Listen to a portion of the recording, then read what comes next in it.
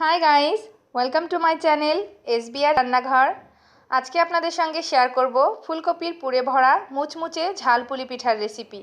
শীতকালে বিকেলের নাস্তায় এটা খেতে কিন্তু দারুণ মজার হয়। চায়ের আড্ডায় এটা থাকলে চায়ের আড্ডা বেশ জমে যায়। মজাদার এই রেসিপিটি ভালো লাগলে অবশ্যই লাইক এবং শেয়ার করবেন, আর অবশ্যই আমার চ্যানেলটিকে সাবস্ক্রাইব করবেন।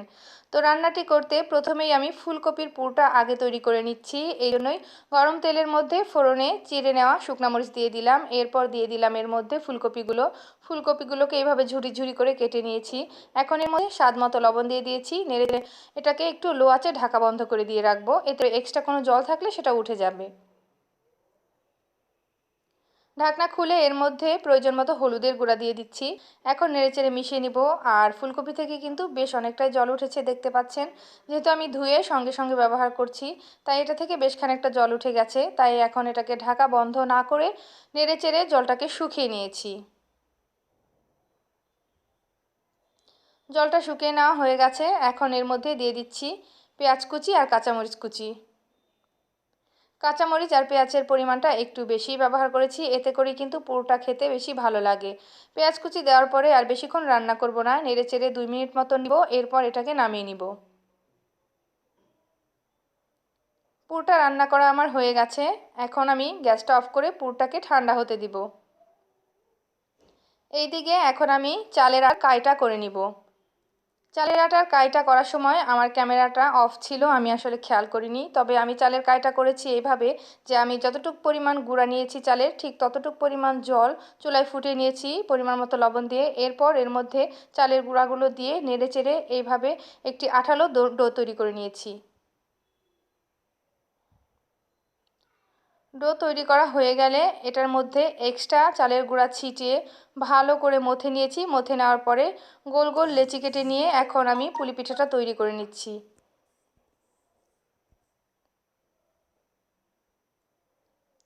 এই পুলি পিঠাটা কিন্তু তৈরি করছে আমার বোন। সব কিছু আমি করে দিয়েছি, শুধুমাত্র পুলি পিঠার উপরে শাঁসটা ও কেটে দিচ্ছে।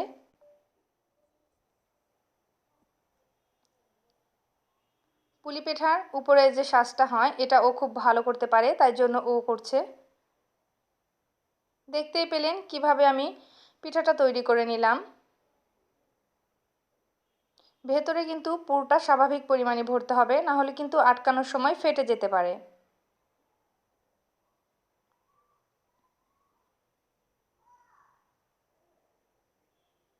একটা পিঠা তৈরি করা হয়ে গেল। এখন কেউ যদি এইভাবে শাঁস কাটতে না পারেন, তারা আরও অন্য একটিভাবে করতে পারেন, সেভাবেও দেখিয়ে দেওয়া হচ্ছে।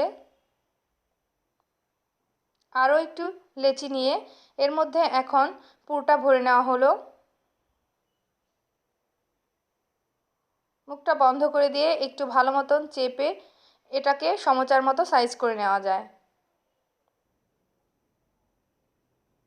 এটা করা কিন্তু অনেক ইজি। দুইভাবেই তৈরি করে নেওয়া দেখিয়ে দিলাম। সবগুলো পিঠা তৈরি করা হয়ে গেছে। এখন এখান থেকে আমি আমার প্রয়োজন মতো পিঠা ভেজে নিচ্ছি। গরম তেলের মধ্যে পিঠাগুলো দিয়ে দিচ্ছি। তেলটা কিন্তু খুব বেশি গরম করিনি, হালকা গরম করে নিয়েছি, না হলে পিঠাটা নিচ থেকে দ্রুত পুড়ে যাবে। পিঠাগুলো দিয়ে দেওয়ার পরে হালকা হাতে একটু নেড়েচেড়ে তেলে ডুবিয়ে দিলাম।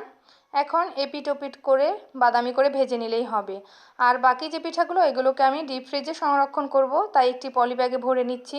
সবগুলো পলি ব্যাগে ভরে নিয়ে মুখটা ভালো করে আটকে এটাকে ডিপ ফ্রিজে রেখে দিব 1 ঘন্টা। 1 ঘন্টা পরে বের করে এটা যদি বেশ কয়েকটা জোড়া লেগে যায়, সেই জোড়াগুলো ছাড়িয়ে আবার রেখে দিব। এরপরে কিন্তু আর জোড়া লাগবে না। এটাকে 3 থেকে 4 মাস পর্যন্ত খাওয়া যাবে। যখন আপনারা প্রয়োজন মনে করবেন, জাস্ট 20 মিনিট আগে বের করে নিয়ে এটাকে ভেজে নিলেই হয়ে যাবে। তো আজকের পুলি পিঠাগুলো যে আমি ভেজে নিচ্ছি, এপিট ওপিট করে কিন্তু মোটামুটি লাল লাল রং হয়ে গেছে। এখন এটাকে নামিয়ে নিচ্ছি। ব্যাস, ঝটপট মজাদার ঝাল ঝাল মুচমুচে পুলি পিঠা তৈরি হয়ে গেল। রেসিপি ভালো লাগলে আপনারাও ঘরে তৈরি করে খান, আর সকলেই ঘরে তৈরি খাবার খান, সুস্থ থাকুন। ভিডিওটি দেখার জন্য সকলকেই অসংখ্য ধন্যবাদ। শেষের সময় একটি পুলি পিঠা আমি একটু ভেঙে দেখিয়ে দিচ্ছি।